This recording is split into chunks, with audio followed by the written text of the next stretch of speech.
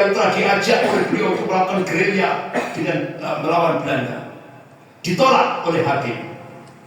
Yang kedua, beliau mengajukan syarat, tolong keluarga saya menyaksikan eksekusi mati saya. Ditolak oleh hakim. Yang ketiga, saya minta setelah saya dieksekusi mati, tolong jenazah saya diserahkan pada keluarga. Ditolak oleh hakim. Permintaan keempat, syarat yang keempat, tolong saya dipertemukan pada istri dan 5 anak saya. Itu yang dikabulkan oleh hakim. Sehingga akhirnya istri dan 5 anak Kartosoewirjo langsung dibawa ke tahanan militer di Jakarta. Alhamdulillah akhirnya Kartosoewirjo memberikan wasiat kepada istri dan anak-anaknya.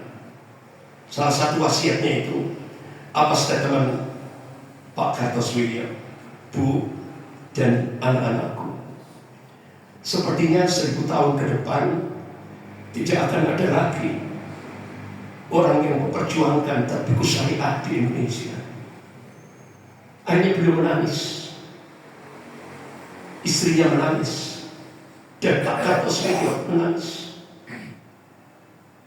Sepertinya 1000 tahun ke depan tidak ada lagi yang memperjuangkan tatbiq syariah di Indonesia. Akhirnya setelah itu beliau makan bersama dengan istri dan 5 anaknya setelah memberikan wasiat. Baru setelah itu Pak Kartosoewirjo menyerahkan diri. Tapi beliau minta, saya minta air wudhu. Kemudian beliau sholat 2 rakaat. Selesai sholat 2 rakaat, beliau terus menyerahkan tangannya dengan baju putih-putih. Dan akhirnya beliau dicek dulu oleh seorang dokter, baru kemudian beliau diborgol tangannya dan kakinya. Akhirnya beliau dibawa pakai kapal feri ke sebuah pulau namanya Pulau Obi di Teluk Jakarta. Baru setelah itu foto-fotonya lengkap.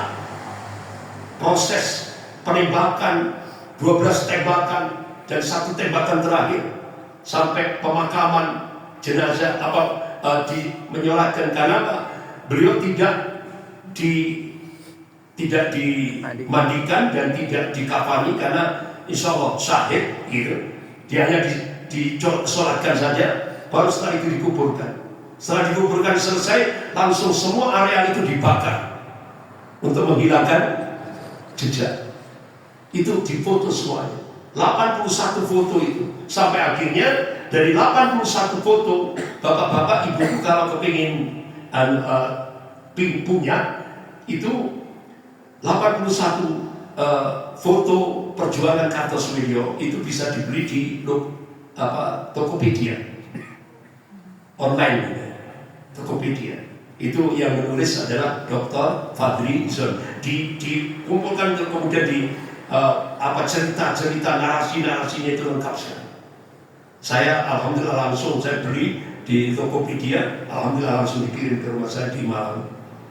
Jadi akhirnya Profesor Anhar Gonggong ngambil kesimpulan, ternyata dari 81 foto itu Bapak Kartosoewirjo itu adalah pahlawan Islam sejati.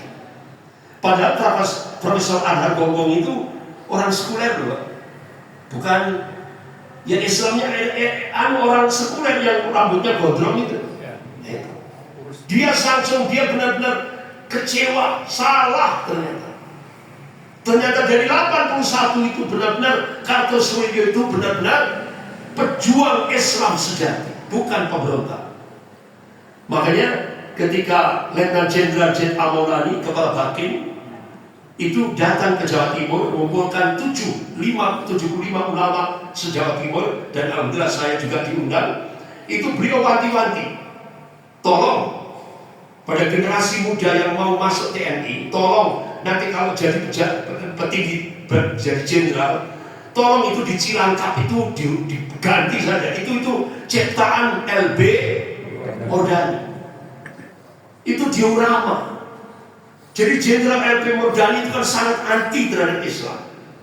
Jadi kalau kita masuk ke Cilangkap, itu kalau kita masuk itu sudah artinya umat Islam di Indonesia itu istilahnya dikasih stigma pemberontak.